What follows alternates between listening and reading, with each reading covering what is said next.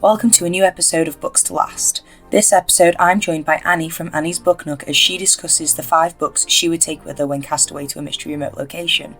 The episode may contain spoilers, so please check the episode description for a list of books that we discuss. Enjoy!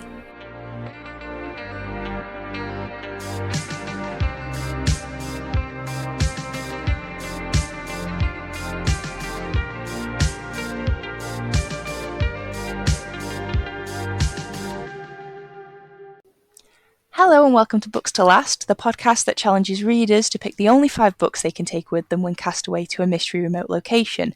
As ever, I'm joined by a book-loving guest, and this episode I'm joined by Annie. Welcome, Annie. It's so great to have you on the podcast. Hi, thank you so much for having me. I am so excited to be here.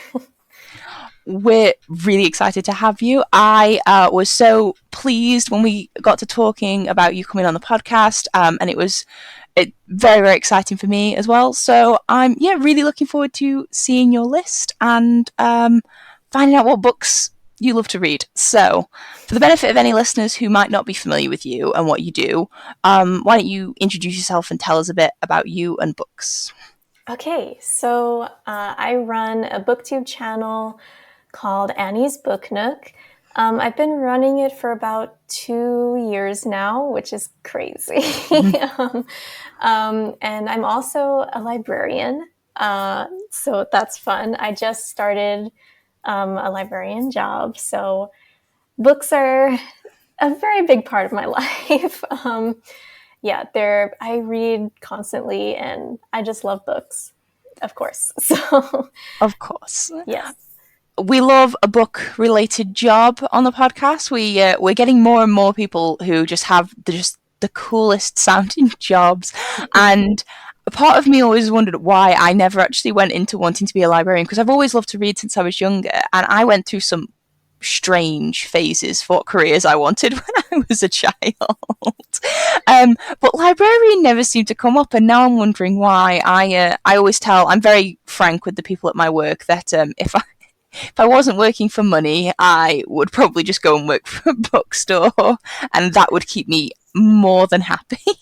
Yeah, no, that's very fair. Yeah. Librarian, it's a lot of fun because, obviously we work with books a lot, but you get to help people, and it's a very service-oriented job. And yeah, it just basically melds together everything that I like to do. It's a ton of fun. Yeah, I can just imagine I could never be grumpy or unhappy if I was surrounded by books all day. Exactly. Even just organising them, I would be in my element. It would just be so lovely. Maybe I should just go and volunteer and do library work for free. Yeah, that's fun. Well, have you read anything good recently? Anything that's really stood out to you?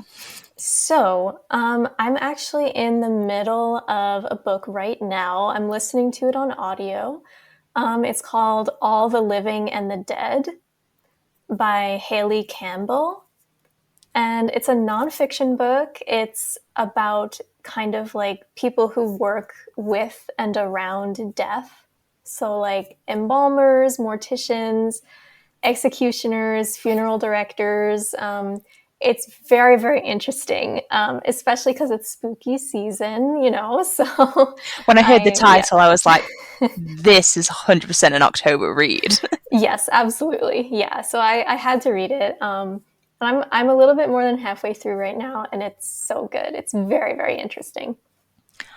That sounds really good. I love a good nonfiction read. I think a lot of people have got sort of maybe bad... I feel like nonfiction gets a bad rap because I feel like I speak to 2 kinds of people, and they never seem to want to mesh their sort of nonfiction with their fiction reading. So I speak to a lot of people who only ever read business and nonfiction books, or people who only read fiction and they won't go near nonfiction. And I think it can be a shame because a really well written, crafted, in the same way a really good novel can be just so satisfying, a really good nonfiction book can also be so satisfying. And it's really good when you've got something sort of fascinating. That does sound fascinating. I like how they've come at it from all sort of different angles as well, of people who... Yeah. It's really interesting. It deals with the history and everything you could possibly want to know about death, which I know is like obviously an uncomfortable topic, but it deals with it in a really like sensitive way. Mm-hmm. And like you said, it's just a really well-written, well-crafted book. Like it's nonfiction, but it keeps things really interesting. She's very engaging as a writer, so definitely recommend. That sounds really interesting. Yeah, I think, probably because it's so unknown is probably the reason why people are so uncomfortable with sort of the concept of death and that sort of thing. It's sort of something that people are taught to, I don't know, fear. It's like the last thing you don't want to think about it, but it's Well, yeah. it's a natural part of life. It's whenever anyone wants to be particularly cynical, they always say the only sure thing in life is death. It's yeah, exactly. Starting off with a happy note here. Yeah, well, I mean, it's definitely an interesting note to start off with. I find it fascinating, but hopefully, fascinating. It is. Hopefully, we've not brought the listener down too much. Maybe on a slightly lighter note. As mentioned before, our guest gets to pick the only 5 books that they get cast away with them to a mystery remote location.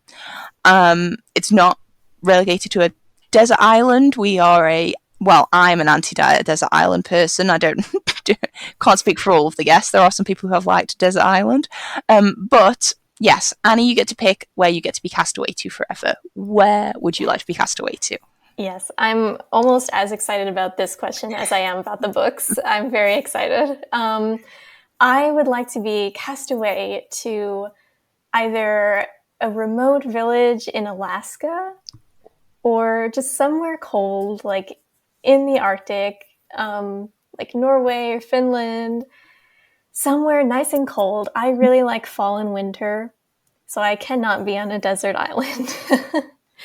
But somewhere where it's nice and cozy and I get to be in my little off-the-grid cabin and read all day. That would be so nice.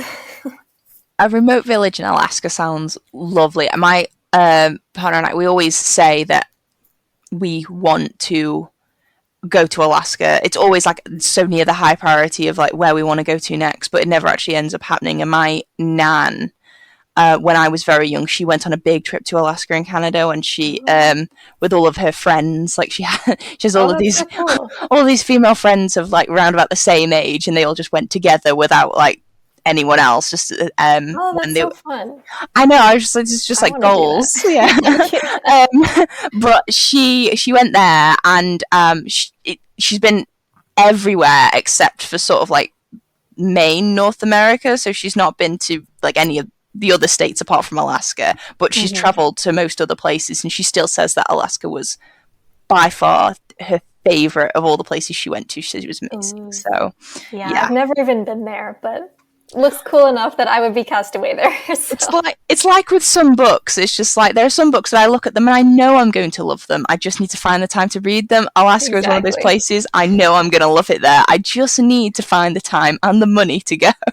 Yeah, that's the yeah. Well, it's a very refreshing sort of picture, and I do believe it's going to be winter when this episode is published, so it's probably going to be quite a nice vibe for people to be thinking about. So, what is the first book you'll be taking with you to Alaska? So, when I first saw this question, the first book, I actually have it here to show you. I love it when people bring props. Yeah. Ancillary Justice by Anne Leckie. This is the first book in a trilogy. It is a sci-fi space opera. It was released in 2013, which is when I first read it. And it really kind of jump-started my love of sci-fi, because that's a lot of what I read mainly. And this is still one of my favorite books of all time. I could reread it so many times and never get tired of it. Anne Leckie is just a master at world building. She has such unique ideas about language and sci-fi, which is also something I'm extremely interested in because I studied linguistics in university. I just love everything about it. It sounds space opera is like an immediate buy-in for me. Someone says the phrase space opera and I'm just like, yeah. Well, obviously I need to read that. Just sort of for a brief overview, what is it about? Just to get, I mean, if listeners were intrigued. Okay, yes, I didn't even say that. It's okay. That's what I'm here for. Yeah, so this is basically about an ancillary, which is an android that is part of a starship. So there was a starship called the Justice of Torin, with an artificial intelligence linking thousands of soldiers of this big space evil empire together. And they basically conquered the galaxy. But one of these soldiers that was linked to the ship's artificial intelligence kind of broke away, and they are named Breck, and they want to kind of take down this evil empire. And she is one of the best characters ever. She's so cool, so just singularly focused, very, I guess, cold. If you like that kind of female main character, you would really like it. It's very exciting. Lots of politics as well, if you're into that. A book after my own heart. I love a bit of space intrigue as well to go with my space opera. Absolutely, yeah.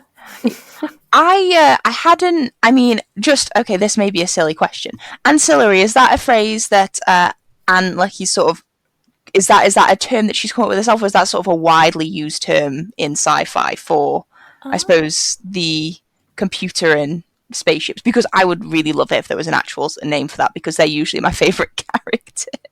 Yeah, she didn't make it up. I don't think it's like a widely used term. No. But it's basically means, I'm looking it up right now, actually. It means like someone providing support to something. So like the character of Brex provided support to the ship that she then escaped from. It's very interesting. And that actually calls interesting things to mind, because it deals a lot with hierarchy and like subordination as well within like an army, which is very interesting. So yeah, it kind of ties into that. Yeah, definitely. And I always say it's always so fascinating that sci-fi is able to sort of touch on, because it's so out there. That's the kind of the point of sci-fi, and it's just I always just love how it's usually so much more political than like than books that are about like contemporary, regular, everyday subjects. There's usually like so much more room for that. It's always just so interesting. I just love it. Yes, but just politics and space. It's just great. Okay, such a good start. Such a good start. I'm gonna. Thank you. I'm genuinely gonna. I already know I'm gonna have trouble with this list. I don't know why I started the podcast, because it's not as if I'm struggling for stuff to read. Oh yeah, no, I get that. Yeah. And I just make it so much harder.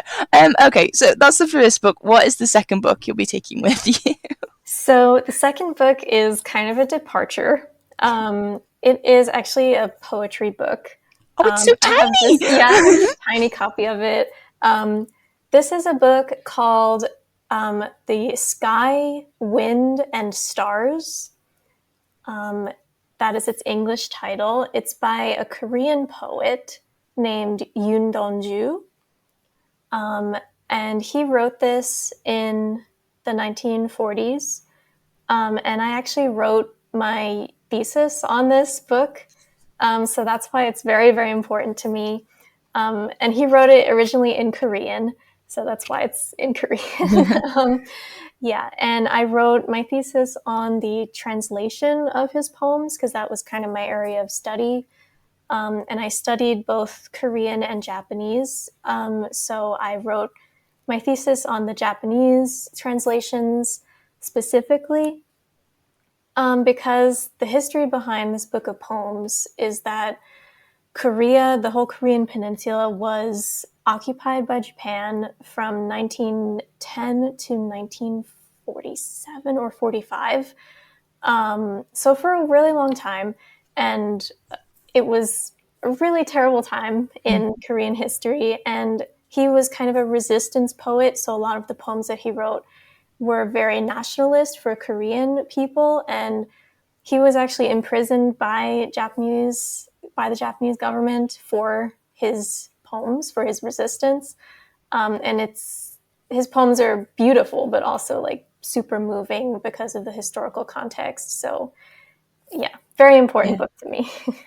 I can tell, and I just hearing you sort of explain the context a little bit, I can imagine that I suppose specifically the Japanese translations of the poems would add another sort of lens and tilt to the analysis. So that's so fascinating. Really, I studied none of the subjects you just listed, and it's just Oh, fascinating.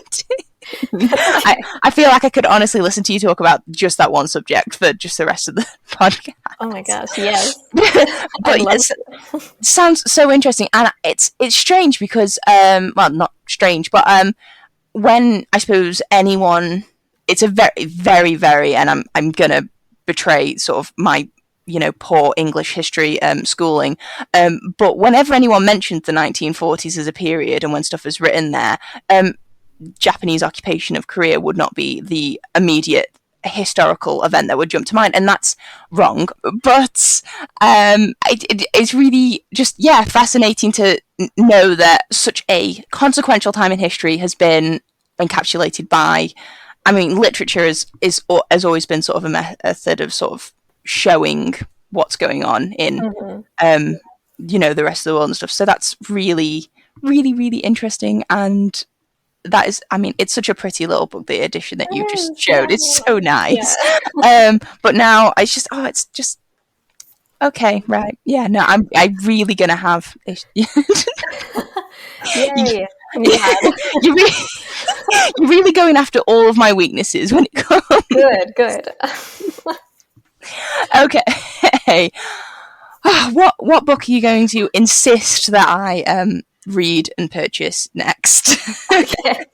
Next, you may have already read and purchased this book.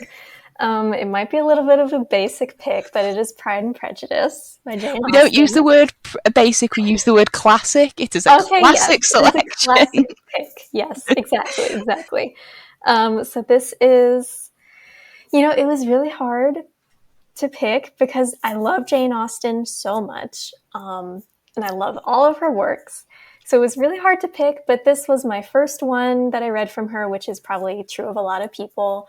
And it's timeless. It's a classic for a reason. It's just, you got the romance, you got Darcy being his bad, broody self, you have Elizabeth being so cool and outspoken at a time when, like, women really did not do that. No. And beautiful writing. It's just great. Awesome. I actually started rereading this recently because just like slowly with my Kindle edition and making a lot of highlights that are not to do with analyzing it for English literature, because that was the first time I read it. It was in school for English, and as much as I enjoyed it, and I missed a lot because I was studying it, so I was looking through a very sort of narrow scope, but also I actually talked about this on another episode of the podcast that I recorded recently.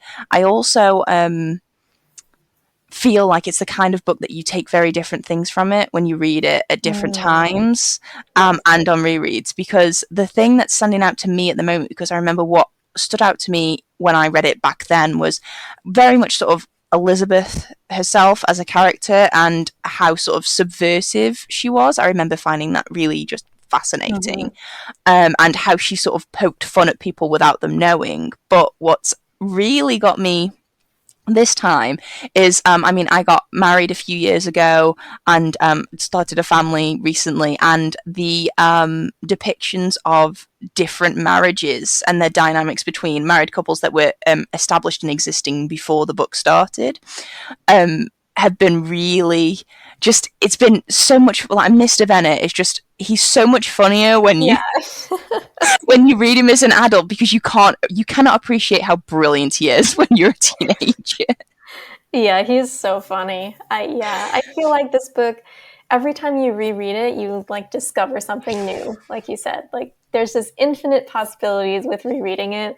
Um, and of course, this podcast isn't about movies, but if I could pick one movie, I would pick the 2005 Pride and Prejudice movie because I could rewatch that every day and never get tired of it. And it's the same with the book. you're going to hate me, but I still haven't read it, and I'd watched it. And my friend Ruby, who was the first guest on the podcast, is also going to hate me because I've still promised her that I'm going to watch it and still Me haven't. too. It's so good. It's because my first on-screen adaptation experience of Pride and Prejudice was the BBC six-part miniseries that they did, and I think That is amazing. It is a really good miniseries. Yes. and yeah, I think I would. I'm going to use Keira Knightley as my excuse. I think I struggle to see her as Lizzie Bennet, but that's fair. that's only because I have such a fixed idea of who Keira Knightley is in my mind. It's nothing to do with her acting. I think she's a very good actress. I do like her in the stuff she's in. I just think because I honestly I can't come up with a good.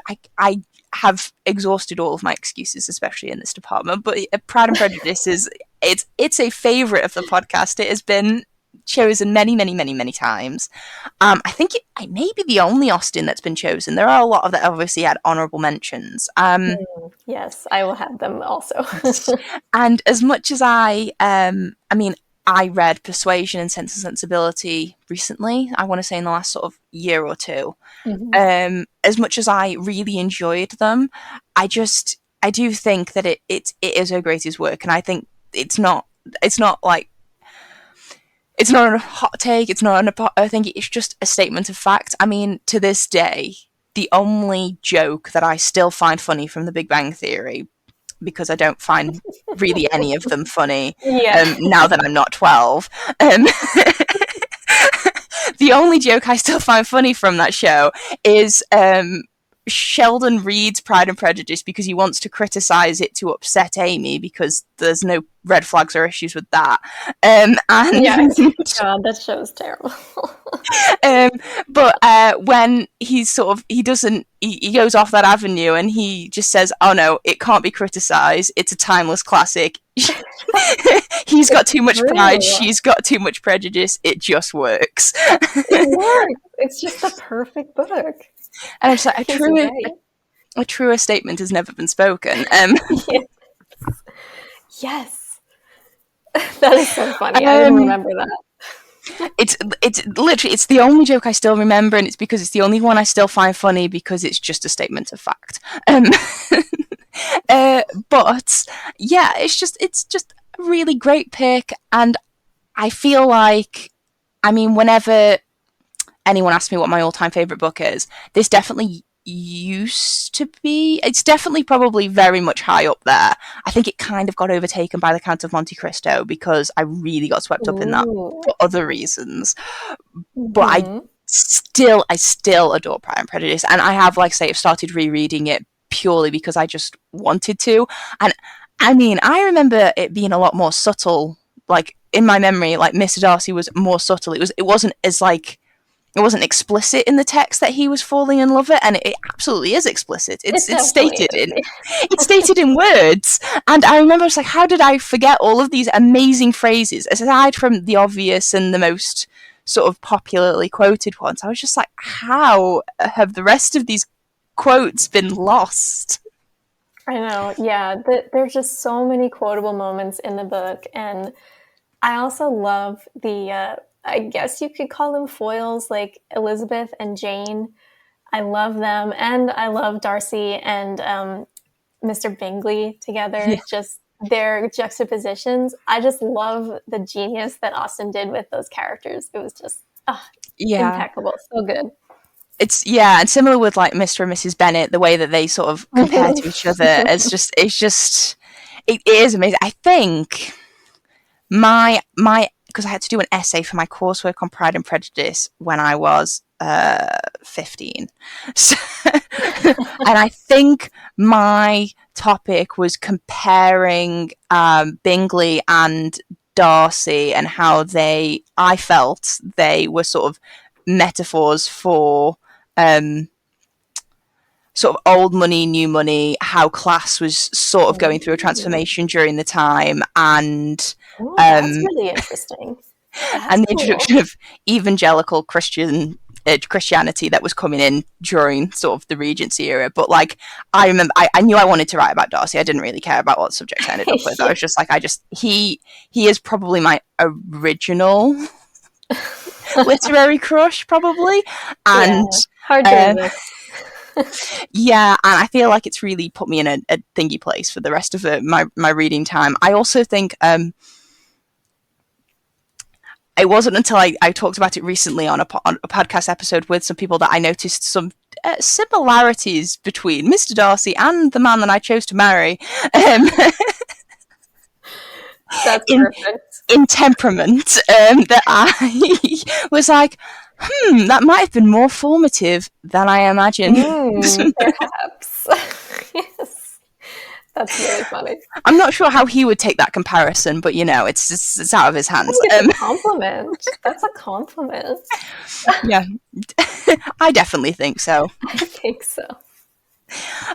Okay, so that's our middle pick. We're on the last two. What Yeah. is the fourth book you'll be taking with you? So the fourth book is another space opera. This Yay. is what I would say is my favorite book of all time. It is A Memory Called Empire by Arkady Martine. This came out within the last couple years and it won the Hugo Award in 2020. Just an absolute genius of a book, like just a masterpiece. This is actually a duology, but we're not allowed to choose full series, so I just picked the first one. This is an amazing space opera sci-fi. It follows an ambassador named Ambassador Mahit, who travels to the capital of this interstellar empire, sensing a theme. Mhm. The empire is called Takes Kalan, and what's interesting is that the author is actually a historian as well as an author, and she based her space empire, Takes Kalan, on the Byzantine Empire in real history. So that's Oh, really fascinating. Yeah, very fascinating. really is. Yes. So this ambassador arrives to like take up her new post because she's from a little space station in the middle of nowhere. And she discovers that her predecessor, who was supposed to kind of help her, has died. And like there's this whole murder mystery as well throughout the book. So it's like a murder mystery sci fi. It's amazing. It's also sapphic, which is a lot of what I read. It has a little sapphic romance in there between the ambassador and her kind of handler slash guide on the capital planet of this empire. So it's very, very good. Very interesting book. I mean, there's so much going on there. You've got a workplace romance, Yeah. workplace workplace romance going on with a murder mystery. Also, what sounds to me like immediately in my head was like, oh, the predecessors passed away. Oh, that's such a nightmare for a handover process when you're coming into a new job. Yeah. It's just like it's like someone just went away and they just didn't leave you any notes. Yeah, that's a nightmare. Yeah. um, but yes, no duologies. But I suppose since you've read them, you know what happens, so I know it. you can finish the story in your mind. Yes. But I find I like when authors, and I mean, don't authors obviously who are just whole authors, completely only authors, and that sort of thing. Obviously, and there's a lot of research that goes in there, but I always find it really fascinating when authors have, I suppose, like an established trade, for want of a better phrase, before they write their, works of fiction, and also when they write. In areas that they're an expert in other ways, because I just think it kind of adds such an interesting dimension. Like when doctors write about fiction that includes doctors, I suppose, for Yeah. poor analogy.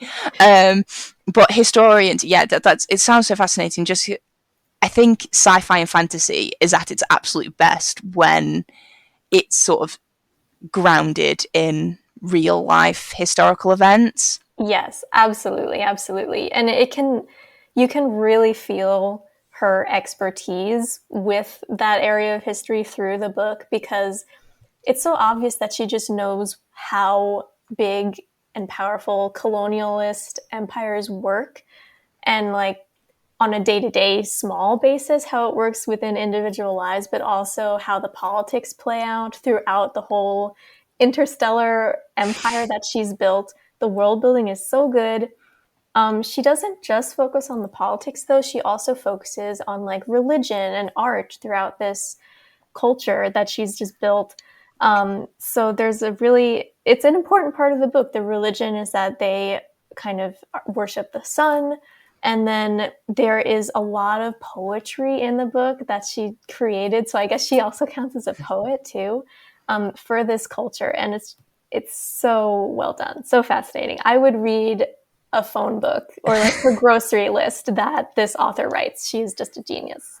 I was going to say, based on everything you've said, that book looks like it should be far longer. It should be like prior. It sounds like it should be Prior of the Orange Tree, sort of. I wish it was. I would read anything and everything she writes about this.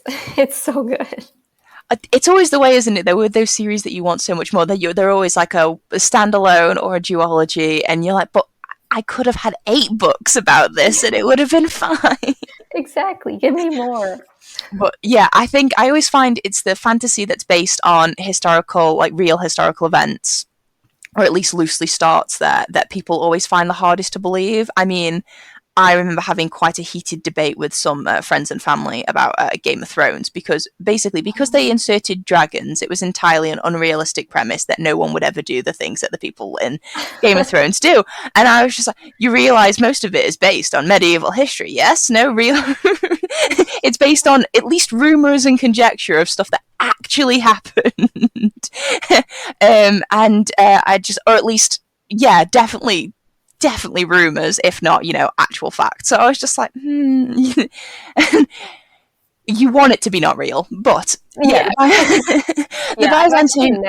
I've never read Game of Thrones or watched it. So it is a task. It is also not a complete series. So I read the first. I know, I've heard that. Yeah. What? I've read the first 4. I need to read the 5th one. I was advised I was going through them really quickly, and then I got to the point where I was about to start the 5th one when the person who told me to read them said, no, stop, careful, you're about to get to like don't finish this one, because the ending is such a way that you're sort of stumbling around in the wreckage, and you're like, I need to know what happens next, but there's no book that's come out, and there's still no book that's come out, and that was 5 years ago.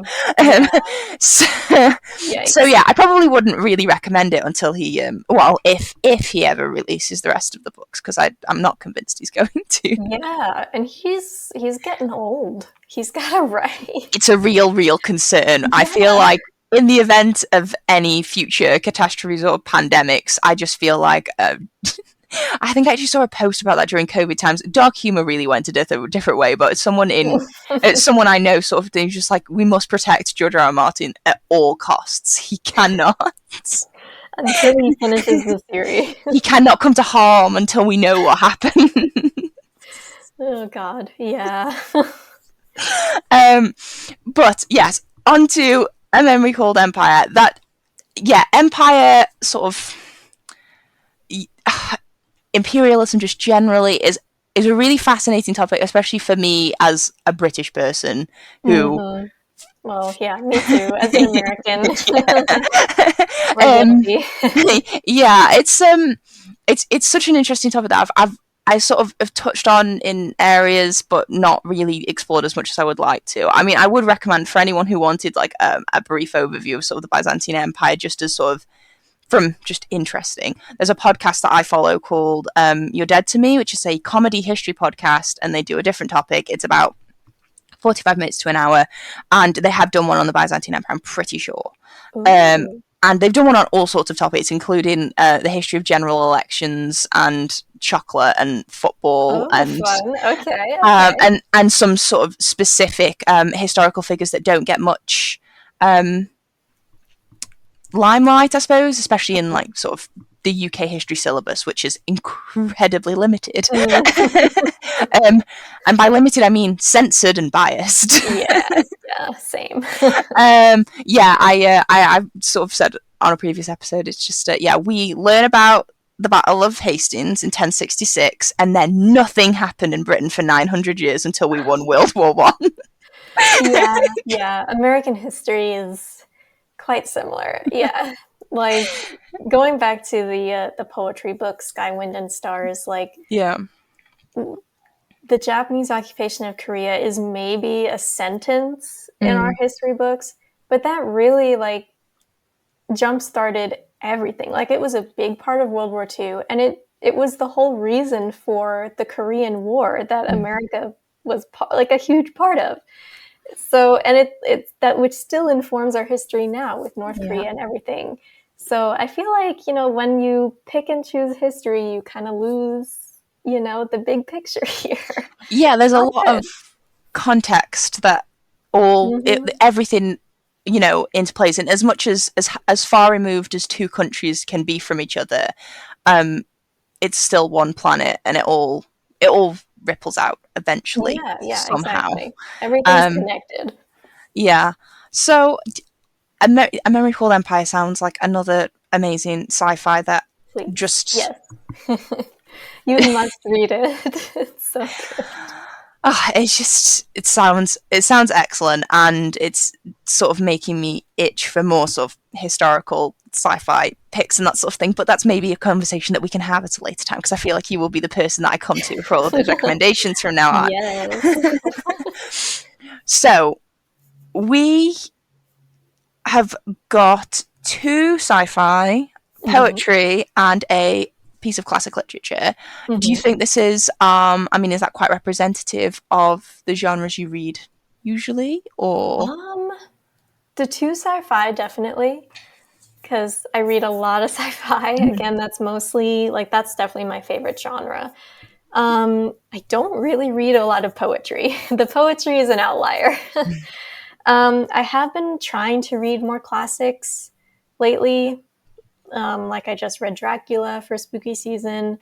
I've been wanting to get into the Brontes. So I like classics, but I don't think I read enough of it. You know what I mean?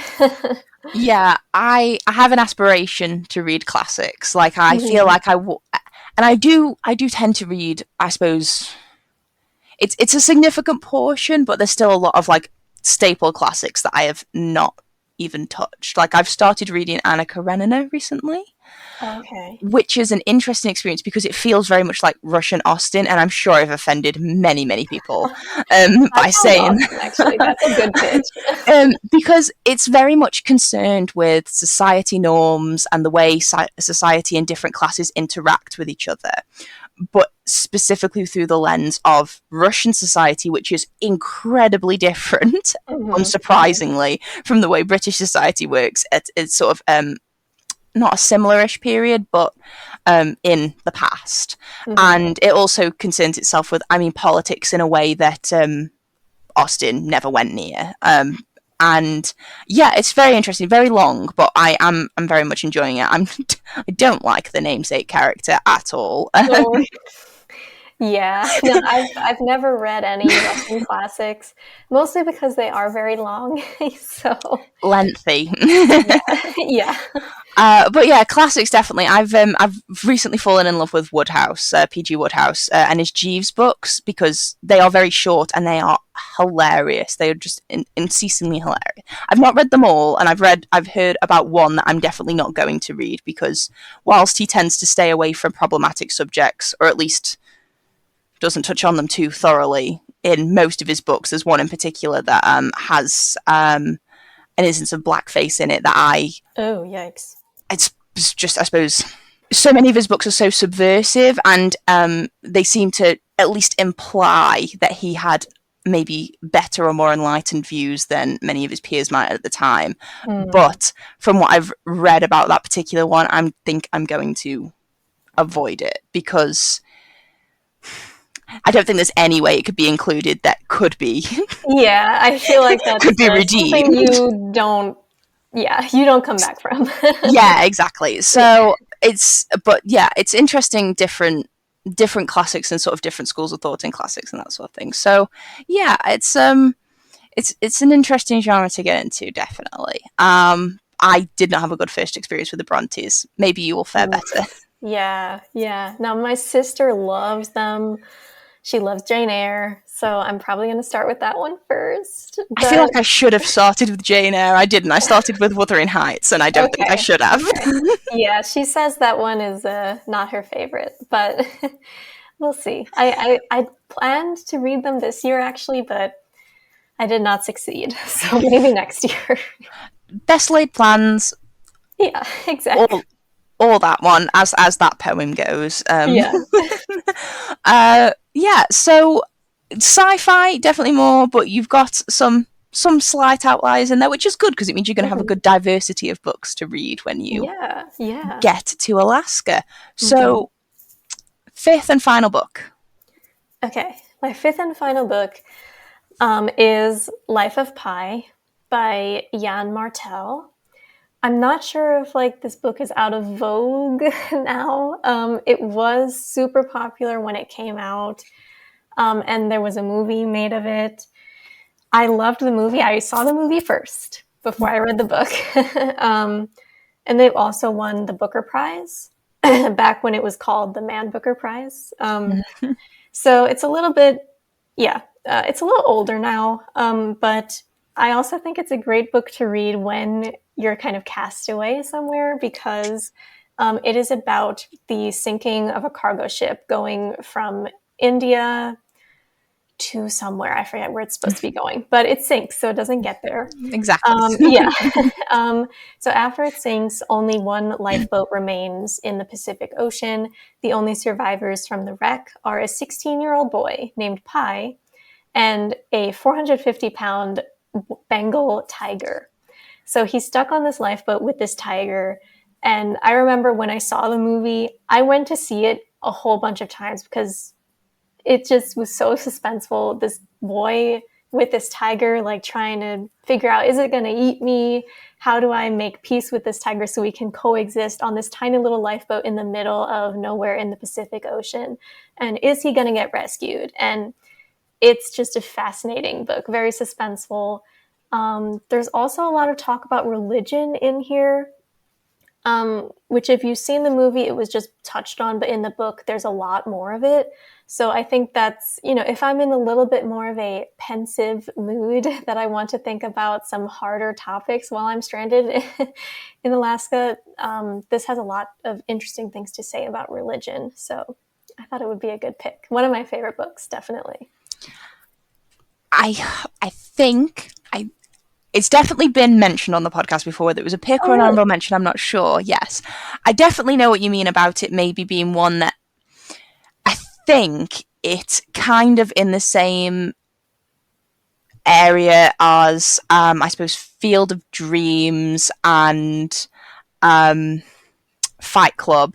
They Okay, yeah. So in terms of, I think they are books that were obviously iconic and very good books, but maybe the popularity and success of the film eclipsed them to the point where a lot of people don't actually realize they're books.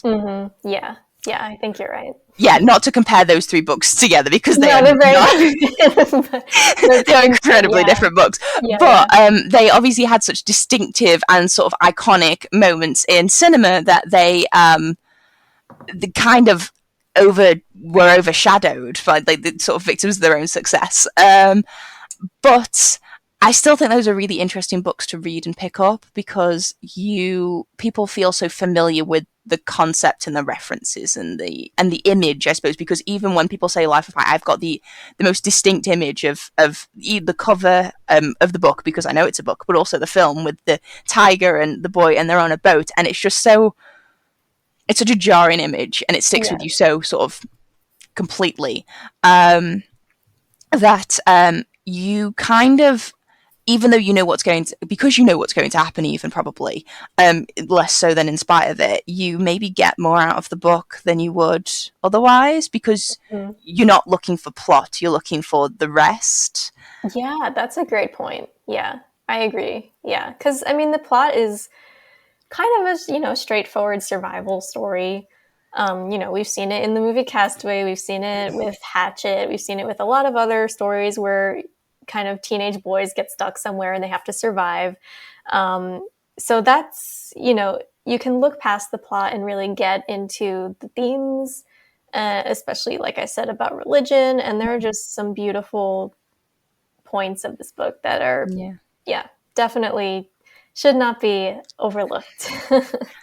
You mentioned that I think when you were sort of describing the sort of setup of, young boy gets cast away in some area, I was immediately started thinking of Kenzuki's Kingdom by Michael Morpurgo, which is a book that I read when I was quite young, which is similar Ooh. concepts. Young boy, him and his family go on a boat. They move onto a boat because his dad loses his job and they don't have any money. So he chucks all of their life savings into a boat. They go up to sea.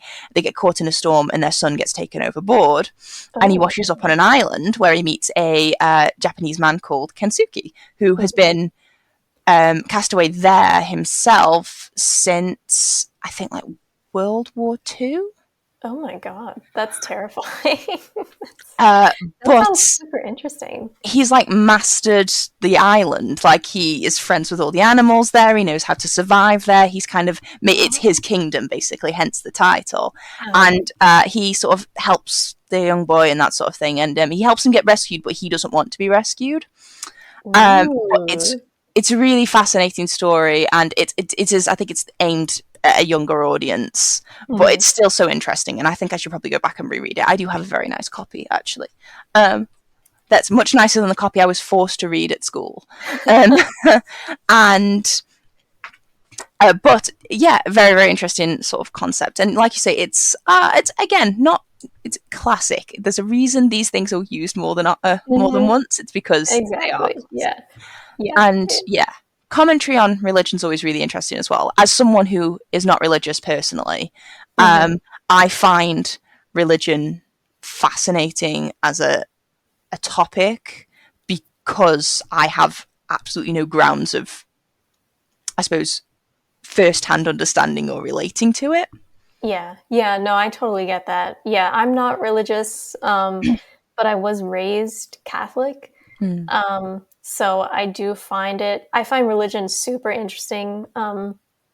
And yeah, this book just has, I mean, I haven't read it in many years, so I don't remember exactly, but the biggest point is that Pi, he kind of picks and chooses from the big three, Christianity, Judaism, and Islam. And I believe Hinduism as well. I don't remember exactly, but he kind of picks and chooses, and he doesn't consider himself as part of one religion. Mm. And like as a kid growing up Catholic, I was just like, wow, like what? Like you're allowed to do like Mm. what is this? Like how does that even work? So it kind of opened my eyes to like different ways of thinking and different ways of living too. So it's just yeah, really fascinating. Yeah. I think being raised with religion definitely gives a perspective on it as well. I am just, I'm a very godless person. I my That's family fine. my No, fa- my family are not religious. I was my family not really. I think maybe it might have given. I do wonder sometimes if I had been raised with a religion of any description, if it might have had some bearing on my character or who I was. But we will never know because it's one of those questions. We will never know. Um, um, but yeah, sorry. I'm just babbling about my own personal problems. Uh, so those are the 5 books. It's a really interesting mix of themes, and you're going to have so many interesting thoughts and just things to ponder on while you're in your cabin in Alaska. It's going to be Yes. amazing. Yes, I will. Um, Keep myself busy. all of the philosophy that you can draw out of these just really interesting books. It's just going to be so cool. So for the benefit of the listener, would you mind just quickly recapping your 5 picks? Yes. So first I picked Ancillary Justice by Anne Leckie. And then I picked a poetry collection called Sky, Wind, and Stars by the Korean poet Yoon Dong-ju. And then I picked the classic Pride and Prejudice by Jane Austen. And then I picked A Memory Called Empire by Arkady Martine. And then lastly, I picked Life of Pi by Yann Martel. Really great list. Just Thank Thank you. It's just, yeah, no, I'm going to have to. I'm not allowed to buy any books anymore because, as Annie will see, You do have a lot of books behind I you. have too many already, and I have not read as many of these as I would like to say that I have. I have the same problem. So my aim is to really get down that physical TBR, because my true dream in life is to be the kind of person who finishes a book and then goes to buy their next one. Yeah, that's the dream, but I don't know if that's attainable. Yeah, I don't think it's not realistic. It's not what we'd call a smart goal. But yes, so I can't go out and rush to buy these books immediately, but listeners may be able to. Were there any honourable mentions that you nearly included in this five but couldn't quite? So, I love Tolkien because I am a linguist, and he was also a linguist. I love his constructed languages that he built for his elves and all of his societies that he made. So one of my honorable mentions was the Silmarillion, because that is, first of all, a big chunk of a book. So, there are so many stories in that book that will keep you busy forever. But it's so good. It's just so good, so fascinating. Just the entire history of Middle Earth that Tolkien just created from his brain. It's just genius, just absolute masterpiece. So yeah, that was on the list, but it was overtaken by the 5 books that I already said. Yes, the Silmarillion has been picked by a previous guest of the podcast. I do actually own 2 separate copies of that. Ooh, That very book. nice, very nice. I am finally embarking on my Tolkien journey. My best friend and I are buddy reading The Fellowship of the Ring at the Ooh, moment. yes. Is this your first time reading It it? is my first time reading Oh my it. god, that's exciting. We're nearly finished with the first one. Um, and I am really enjoying it. I'm glad that I chose to do it as a buddy read because I'm definitely really hooked on the plot, but I can't read too quickly because we have to keep pace with each other and agree to our deadlines, which Yeah, yeah. means I'm actually allowed to I really sort of bask in the chapters as I'm sort of going through them. I'm sort of picking out quotes that I like, and I've read, well, I've watched the films, but I don't remember anything from because I was really young when I watched them, Yeah, and yeah, that's my fair. my best friend loves them, and she had a habit of picking right when I was about to fall asleep to put them on, and they're really long films. You need to be wide awake. Yeah, they're very long. Yes. They're an active attention kind of film. Yeah. So yes, so they're actually very much like surprises to me, even though I know the basic gist of the plot. All of the sort of nuances are unknown to me, so it's actually a really fun experience. Ooh, good. Um, That's awesome. yeah, That's it's so so good. fun. So, and I've got a Silmarillion. It's ready to be picked up as soon as I finished Yes. So with good. the main three.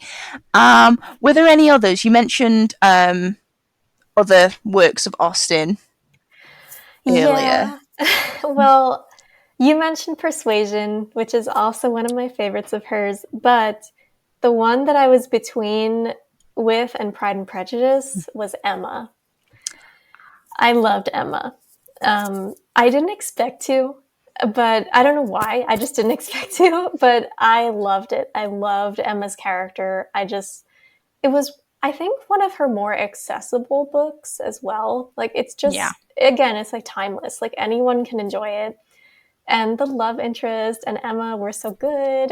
And it has such a quotable, if I loved you less, I would have been able to talk about it more. And it's like, that's such a great quote. that's And so Jane cute. Austen, how did you come up with that? So that's just a great book. But in the end, Pride and Prejudice did win out.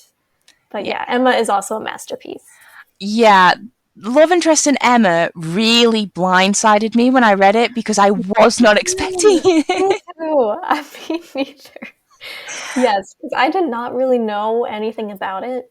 I watched the recent movie, after I read the Yeah. book, So yeah, I did not know it was going to happen. So there's a lot of drama, lots of drama. Yes. Well, I've recently finished the Roger series, which is by a Sonali dev, and they're all Austen retellings, but Oh, cool. Bollywood style Austen retellings, Ooh. based around this Indian family, like Indian royalty, even, are the sort of core of the stories. But then each of the children get their own sort Oh, of Austen cool. romance. Ooh, I And have to look at that. I have to read those. okay, so yeah, the first one is called Pride, Prejudice, and Other Flavors. Okay, I'm I writing that think right now. yeah, and then so it's Pride and Prejudice is the first retelling, and then Persuasion, then Sense and Sensibility, and then Emma. So Emma's the last one that I just read that last installment, and it's sort of got me back into the feeling of the characters and that sort of thing, because I read Emma a really long time ago. It is shorter than some of the other books. Mhm. I don't know if it's the shortest, but it's shorter, so it is a little bit more. I remember feeling it was more accessible because I read it after I'd read Pride and Prejudice. So Yeah, I do think it's much more accessible because, like, maybe it's because Pride and Prejudice was the first one a lot of people read, mm, and I was also 15 when I first read it, and I remember just kind of being a little bit lost between all the balls that they constantly go to and like all these names for people, Mr. Who and Who, Mrs. yeah, So and So, and it was a little bit confusing like at that age, but yeah, now that I read Emma, it was more accessible. yeah. I remember just being like, why can't you all just use each other's first name? No. I was just like, I don't understand why his first name's okay for some people but not okay for other people. It Yeah. just doesn't It make doesn't any make sense. sense. It's like there's 5 Miss Bennets. How can you possibly call them all Miss Bennet? Yeah, it's very confusing and unnecessary. Yes, but yeah, I definitely recommend to you and all the listeners Sonali Dev's book, specifically her J series, is really really good. So yeah, so Persuasion was a fun one as well, that I enjoyed when I read it, because I can't really put my finger on why, because I didn't actually wasn't as big on the love interest as I was in previous ones. Like, he's definitely no Okay. Darcy or Knightley. Well, yeah. Um, but I think it's because I think I would have liked to have seen. I know it's the whole point of like second chance romance. Not that Austen knew that's what she was writing at the time, but the whole idea is that you don't see the first part on in the book. But I wanted to see the first part in the book. Oh yeah. No, yeah, me too. I also did. Yeah, no, I love Persuasion because I that letter that he writes to her Yeah, at the end was just, oh my god. It's so good. I remember I read the because there's two endings, isn't there? And I remember reading, because the ending, the one with the, half agony, half hope, the letter that we all Mhm. that is just amazing. Um, Almost wasn't in the book. It almost wasn't. It's just insane to me. Yes. She rewrote the ending because she didn't feel as if it had. She didn't feel as if he'd declared himself properly enough. I With agree. He yeah, with needed the to do that. Yes. yeah. So, and I was just like, yeah, absolutely. It's such a good letter. I think in my reread of Pride and Prejudice, I'm about to get into Darcy's first letter. Okay. Okay, good. Because Mhm. we've just got past the first proposal, which is so much Oh better. my It's so god. good, even though it's so much Oh better on god. rereading. It's so good. Oh, I love it. Yeah. I love it so So, much. yeah, good. Just Jane Austen. I feel like I need to read her. They've got the book that collects her letters. I feel like I need to read her collected, like, because she seems like she just writes a really good letter. She Yeah, would have yeah, been a I good agree. correspondent. Well, they had a lot of practice back then, I guess. So. Yeah, I feel like I need to I need to write letters. I should write letters. And everyone should write letters. Get back to our roots. Some snail mail. Yeah. Yeah, definitely. Okay, so were there any other honorable mentions you wanted to mention? Um, I don't know. I mean, I know I say that I don't read a lot of classics, but I love Frankenstein too. Mm. But it's the original sci-fi, I so it know, makes yeah. sense for It you. makes sense to me. It makes sense. I just think it was so good. And because I also read a lot of queer literature, There's a lot of like queer undertones in that book too. It's just, that's also a masterpiece. I mean, there's a reason why it's a classic, why it's stood the test of time. So yeah, I love Frankenstein as well. So that's an honorable mention. Excellent. Well, got some really solid and very classical honorable mentions Thank alongside, you. yeah, just a really great list that I'm gonna have to check some of those out definitely, and I think Yay, listeners definitely. listeners should definitely also go and check them out, and they should also check you, Annie, out. Where can they find you if they want more book recommendations? Yes, so again, I run my booktube channel, Annie's Book Nook. And I am also on Instagram, although not very often. My Instagram handle is a little strange. It's Cendrillon He, like Cendrillon is in the French Cinderella, and then He, Hee. So those are where you can find me. I'm also on TikTok. I recently started a book talk, which is exciting. It's Annie's Book Nook with the number 8 at the end.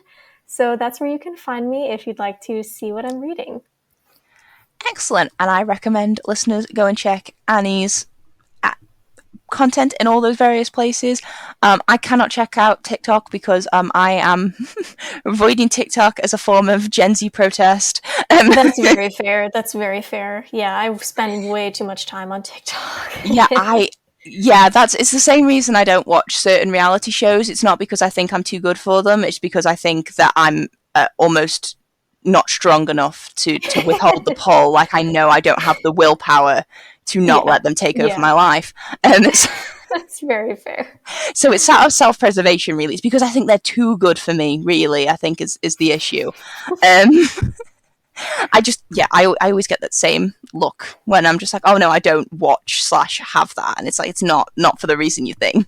Yeah, it's designed to be addictive, and it is very addictive. So Yes. Well, go check Annie out in all those places. You can check the podcast out on Spotify, Apple Podcasts, all the places podcasts are found. Also YouTube, if you prefer YouTube and don't have a preferred podcast app. And we are at Books to Last Pod on Instagram and Twitter. So listeners, thank you so much for listening. Annie, thank you so much for that discussion. It was so yeah, much fun. thank you so much for having me on the podcast. This was a ton of fun. This was really, really good. It Thank was. you. It definitely was. Thank you so much. And yeah, until next time, folks, bye for now.